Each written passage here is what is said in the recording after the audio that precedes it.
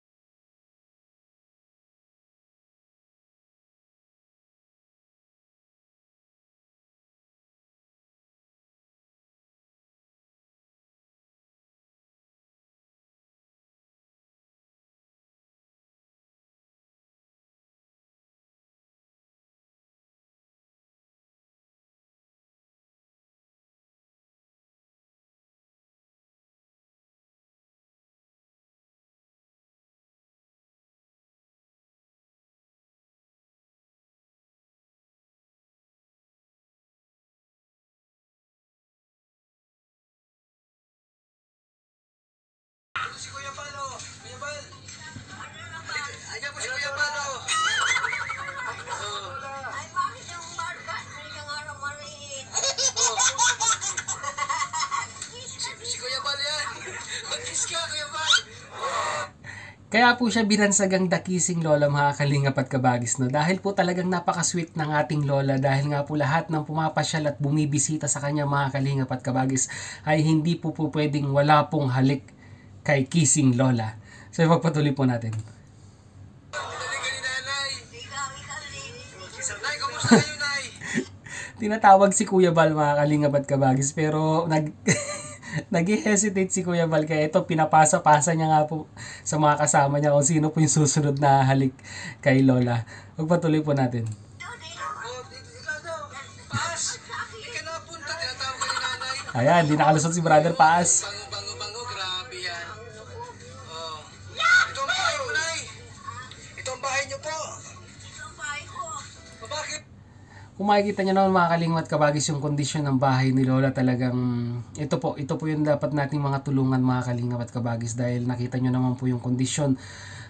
Lumang-luma na, bagsak na yung mga dingding, at panigurado po, mga kalingap at kabagis, ay talagang tutulo po yan pagdating po ng tag-ulan. At masayang-masaya po ang grupo namin, mga kalingap at kabagis, dahil ito po si The Kissing Lola, ang isa po sa mga napili naming sponsoran para po magkaroon po ng panibagong pabahay. Pagpatuloy po natin. Nasaan yung mga anak mo? Ay, Nay, yan nasaan yung mga anak mo, Nay? Nay, ikaw lang tao dito, ikaw lang tao. ako nang Nasaan asawa mo? patay na. Nag-iisa na lang po sa buhay si Lola, mga kalingap at kabagis. So muli po, ito po yung nakakalungkot na reality sa mga elderly natin dyan sa Pilipinas, na majority po, mga kalingap at kabagis, yung mga anak po nila ay may kanya-kanya na pong buhay, at yung mga magulang po nila ay napag-iiwanan na po, at kagaya nga po ng nangyari kay The Kissing Lola, ay balo na po siya at mag-isa na lamang po siya sa buhay. Siguro, mga kalingap at kabagis, yung mga anak niya po ay may kanya-kanya na rin pong pamilya. So ipagpatuloy po natin. Pinatay niyo po. Ilan taon ka na, Nay? Ako? Oh, Ay, Nay. wala na ako. Ilan taon ka na po? Nalimutan ko na. Hala, Mga Nay. hindi na matandaan ni Lola kung ilang taon na siya. Medyo nag-uulyanin na po ang ating sweet Lola. 20. 80.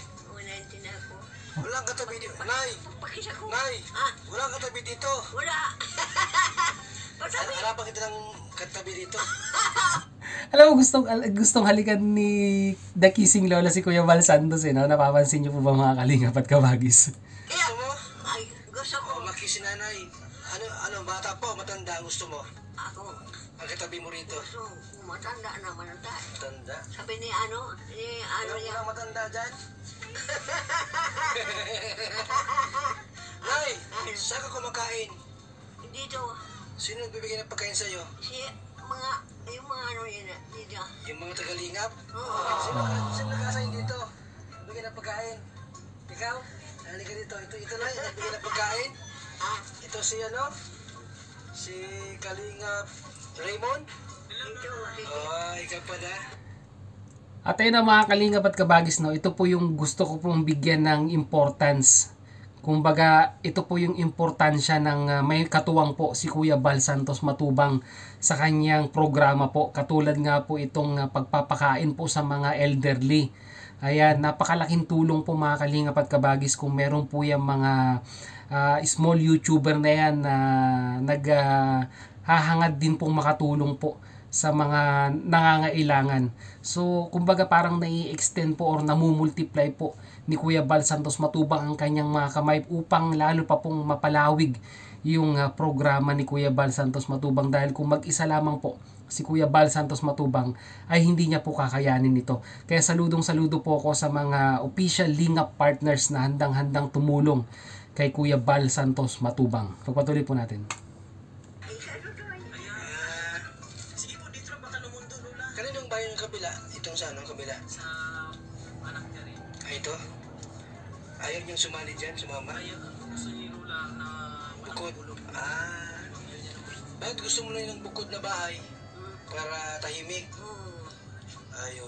Itong bahay mo na Alam nyo kasi mga kalingap at kabagis, no, pag ang tao po ay dumadating na po sa kanilang twilight years ay talagang gusto na po nila yung tahimik at wala na pong gulo. Kumbaga parang mas nai-enjoy nila yung tahimik na environment at medyo naiirita po sila pag medyo nakakarinig pa sila ng mga ingay. So comment down below mga kalingap at kabagis kung nai-experience nyo din po yan sa mga nanay at tatay ninyong meron na rin pong edad. So ipagpatuloy po natin. gusto mo pagawa natin to? para ka Gawin natin ano to? gusto ko nga ni kung ano ta. Tingnan mo, naulan. Naulan. Oo. Butas. Tapos mo, So yung mga kalingap at kabagis, nung nakita nyo naman na talagang in bad shape or in bad condition na po yung bahay ni The Kissing Lola. Kaya talagang it's about time na ipaayos na po ito.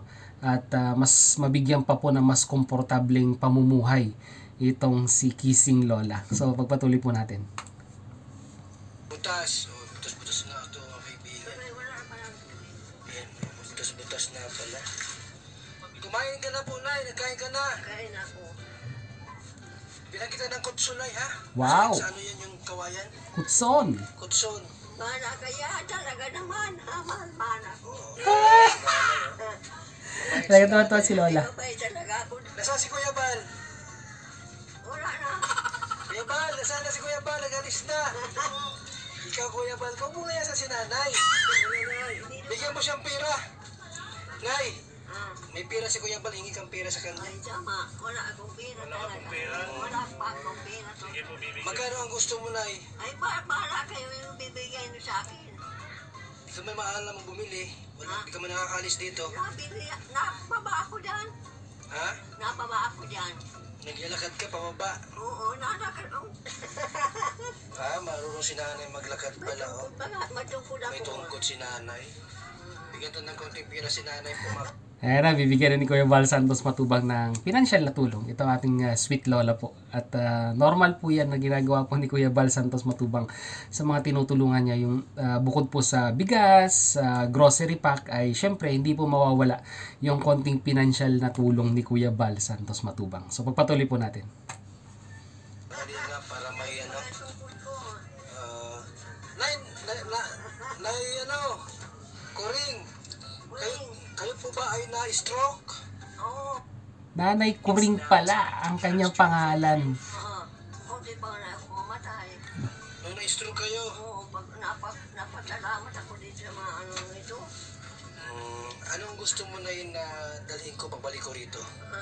Anong gusto mong dalhin ko pagbalik ko dito? Wala ka. Kutson.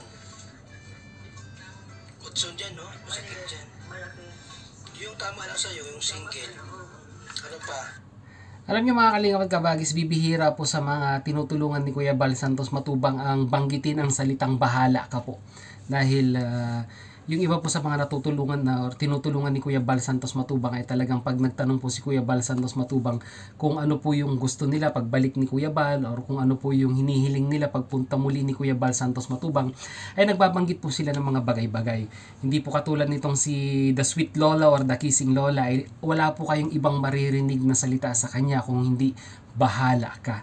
At napakaganda po niyan mga kalingap at kabagis dahil po hindi po tumitingin sa material na bagay itong ating lola. Bagkos ay talagang kung ano po yung maiabot ni Kuya Bal Santos Matubang ay taos puso at talagang tatanggapin po ng ating The Kissing Lola. So pagpatuloy po natin. Ano pa na yung gusto mo? Gusto ko pera na lang. Ay! Ako may bibiliin. Pera. Ano ka, may pera pa ako dito. Parang wala akong pera na yun. Oh, Yan, ay 100. sandaan pa. Sandaan lang yan. Oh, ito pa. Wala na pera si Kuya Bal. Oh, Oo. 120. Pero ay, 140. 140. magkakagawa. Hindi ka pwedeng buo kasi baka mawala sa'yo. Ha?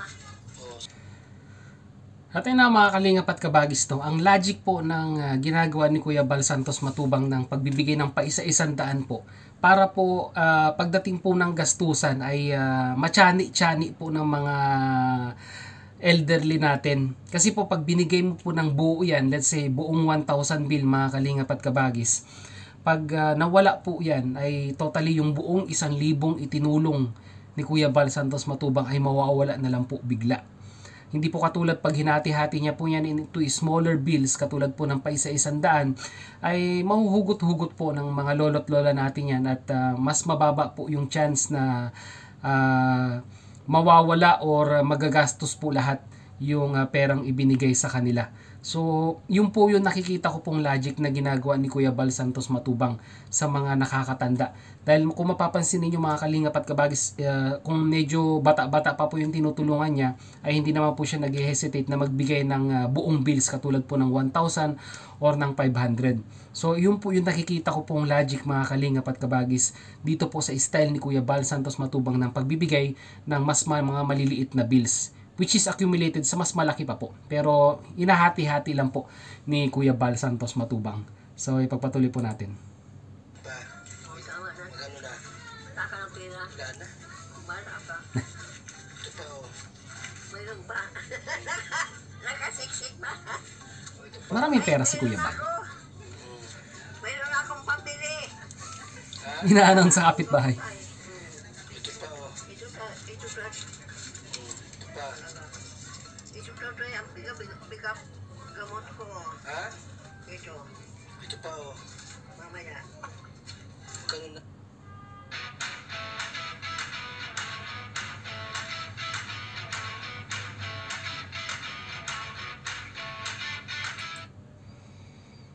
Na yan. Ito lang. Wala Na yung bahay mo, ipagawa ko ito. wala nang laman, no? Toy! Ha? Wala na, ang bilis mawala, no? Ito wala nang laman ng panggamot ko. So, ito si Nanay Coring. Okay. Ano pa ang gusto mo na idali? Nanay Kuring po pala yung pangalan niya. So ang ating kissing lola, ang pangalan niya po ay Nanay Kuring. Tingin ko dito, Pagkain na nuso ko. mga gatas. May termos ka dito, wala. Mayroon. Sa yung termos mo, wala ka mong Wala ko termos. termos. Saan ako ang tubig init? Bigyan ng termos yan. Bayan. Di pag inom ko ng gatas, saka kukuha ng tubig init. Ay, yung mga anak ko. Sa kabilang bahay, Yan dyan. binibigyan ka nila. Ay, anak ko dyan. Oo, niya pa pala yung mga anak niya, mga kalingap at kabagis. So, nasa, kabilang bahay